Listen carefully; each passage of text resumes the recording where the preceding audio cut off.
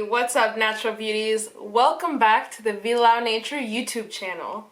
Our channel exists to provide you guys with wellness videos that go from beauty trends to different lifestyle videos. So one of our major missions at Vilao is to create waterless skincare and hair care. Now that doesn't mean we create products that are powdery or dry. It just means that our formulations do not require the addition of any purified or fresh water. So why is waterless becoming a growing trend in the beauty industry? Well, there are two major reasons. One, it's really good for your skin and hair, and two, it is more environmentally conscious. But before we dive more deeply into these 2 points, a brief message from Vilao. Does your hair get stiff and dry when you come out of the pool? What about the ocean? Chlorine from the pool can result in your hair losing its natural oils due to chlorine exposure, becoming dry and brittle. Hair that's been exposed to chlorine frequently may become quite porous. Your hair's color can also alter when exposed to chlorine. It can cause split ends in your dry hair by weakening the strands, and if you think about it, we use chlorine in our pools as a bleaching agent or a disinfectant, if you will. According to hairstylist Monica Davis, chlorine is a rough chemical that is not at all skin or hair friendly. Of course, the concentrations in pools are pretty low to exclude poisoning, but they're still high enough to suck the life out of your hair. Chlorine dries your hair, creates split ends, and makes hair highly prone to breaking. But not only does it suck the life and vitality out of your hair, but it also puts your scalp through some serious damage. It can dry your scalp and weaken it as well. A sensitive scalp can achieve dandruff if exposed to chlorine often. Your hair and scalp can also become very dry due to the salt water of the ocean. This is due to the fact that salt water causes your hair and scalp to lose moisture. The outermost layer of your hair, the cuticle, can be harmed by salt water. Frizz, breakage, and split ends can result from this damage. If you can't or just don't want to worry about the hassle of avoiding wetting your hair, then a leave-in conditioner is an excellent solution. More specifically, a natural one that won't cause any toxicity to your hair, body, and especially the environment. Vilao's Healthy Roots is the ideal summer poolside or beachside hair care, leaving your hair and scalp deeply nourished and healthy. You'll feel the difference immediately. I swim in the summer very often in my pool. It's a chlorine and saltwater pool, and I hate feeling that dry, crunchy, tangly hair, if you will. So when I put Healthy Roots on preventatively as a leave-in conditioner, I feel the difference so dramatically. It's softer, it keeps a really nice, beachy look without being so tangly and crunchy. It's really nice.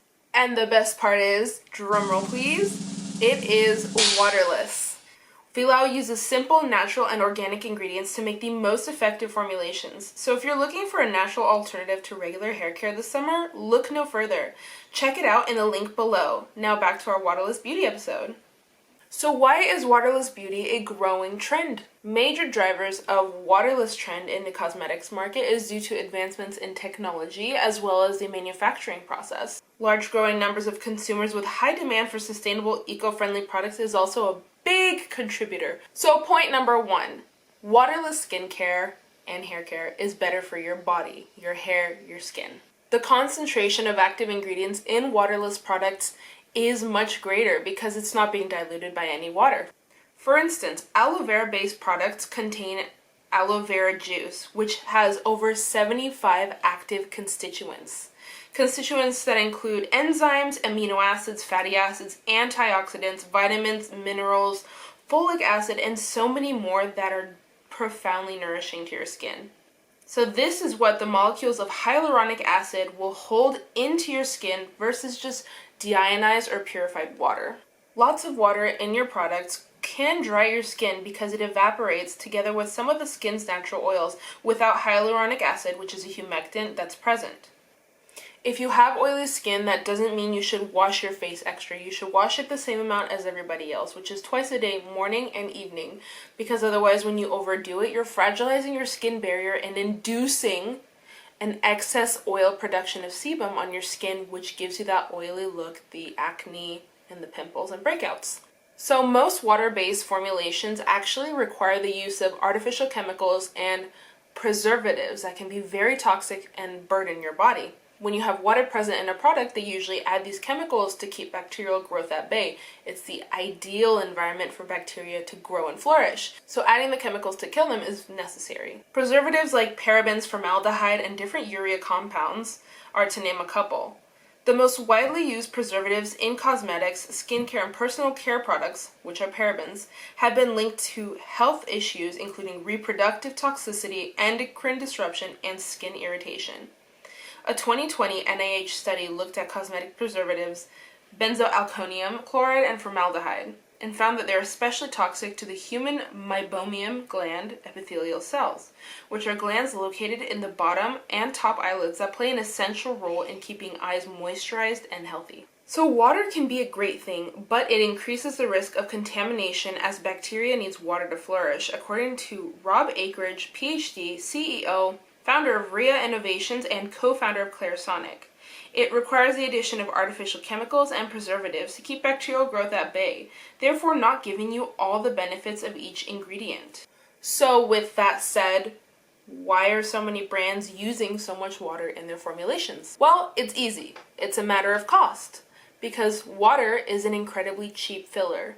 In fact, most cosmetics in North America contain anywhere between 35% and 95% water. Water makes products incredibly malleable, soft, and look like you're getting a bigger bang for your buck.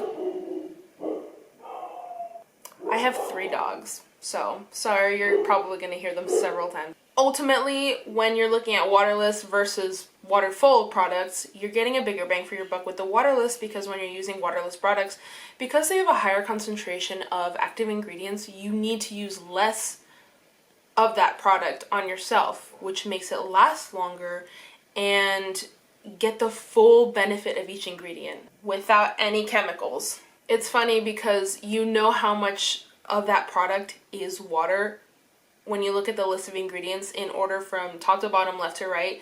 If the first ingredient is water or aqua, unfortunately most of that product is probably water. So now I feel like I'm being tricked every time I'm at a store and I'm looking through the ingredients and the first ingredient is water or aqua. Put it back on the shelf. So now that we know that, why are more brands not switching over to waterless? The major factors that are expected to constrain the market growth during the forecast period are the rising costs of products and the increasing costs of research and development activities in the market. Point number 2. Going waterless is better for the environment. So there are 3 main ways that going waterless helps the environment. Number 1, you are not contributing to the water scarcity problem that we're facing globally. Fresh water is an incredibly limited resource on this entire planet. 3% of the water is fresh water. But of that 3%, only 1% is reachable because the rest of it is frozen in the Antarctic ice cap, which blows my mind because 70% of the planet is water, just not the right kind of water. Did you know that 1/5 of this world lives in physical water scarcity and 1/4 of this planet lives in economic water scarcity, which means that the governments lack the basic infrastructure to obtain safe drinking water for its people. And as time goes on, water is becoming an increasingly scarce resource. When you consider that most products in just North America contain anywhere between 35% and 95% water, and we produce billions of cosmetics in North America alone, it adds up very quickly. And then when you account for the whole globe, it blows my mind. Going waterless also reduces the need for more plastic, more packaging, because then you have more compressed formulas that don't require as much surface area. And finally, when you go waterless, you reduce the use of chemicals and artificial preservatives. They get absorbed into your skin, they get into your body, and it's not good for you. Just as it's not good for you, it washes off your body into the water down the drain. You throw it away in the landfill, it ends up in the ocean. We are burdening the environment with these chemicals and toxins, and once again, it adds up very quickly. So obviously, this is not the cure to water scarcity, but it is definitely a step in the right direction. Now, as a caveat to being waterless and not adding any fresh water, there's no such thing as any products that are 0% water, right? Everything has water in it. Everything that I'm looking at right now has water in it, whether it was in the sourcing of the products, materials, ingredients, the manufacturing process, as well as the disposal. And unfortunately, recycling requires a lot of water. So reuse, reduce as much as you can before you recycle. So waterless first became a common practice in other industries, such as the textiles industry, oil and gas, the printing, and now is being taken up by the beauty industry. Now, as a takeaway from this video, how can we better understand the ingredients? Well, look at the product ingredients list and see if the first ingredient is water or aqua. If it is, I recommend you put it back and look for something where water is lower in the list. I also prefer brands with layman spelling in the ingredients list so I can understand what is being put onto my body and into my body. I feel more empowered that way, and I think it empowers customers and people who want to better their health. So thank you all so much for watching our YouTube video today. Today we discussed a growing beauty trend that I hope is here to stay. We've discussed how waterless skincare and hair care is good for your skin, your hair, your body, as well as how it benefits the environment to go waterless. Let's try our very best to preserve our growingly scarce resource, fresh water. So follow us on Instagram at @vilau_nature or our Facebook page, Vilau Nature. You can also keep up with our podcast, Clean Beauty Over Coffee. It's virtually on every podcasting platform, and we discuss this kind of information, but it's easier to listen to it on the go. So please like, comment, and subscribe if you want to keep up with this kind of content. Thank you so much, and we'll see you later. Bye!